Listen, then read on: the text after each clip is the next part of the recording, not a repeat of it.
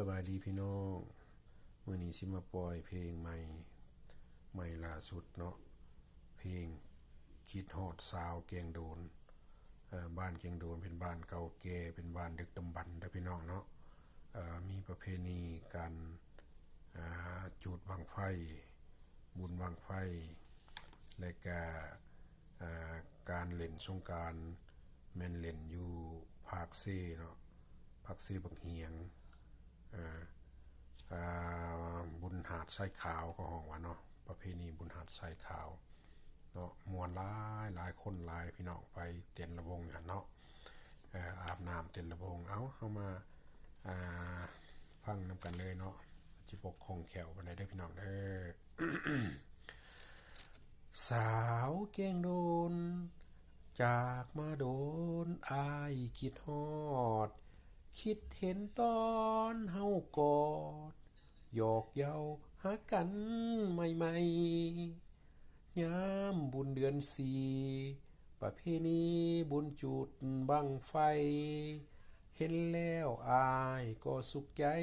พอสองเฮาได้จับมือเดินควงน้องลืมและบ่อ้ายอยากสานต่อความฝันสองเฮาสัญญาตอนเขาโทกห่วงลมพัดหนาวหลวงสิไปบุญธาตุหลวงคิดฮอดหลายเด้เคยอาบน้ำเสสายเสบักเฮียงน้ำใสไหลจากผู้เพียงร้องลอยเล่นคู่เคียงกับน้องซื่นใจสงกรานต์เดือนห้า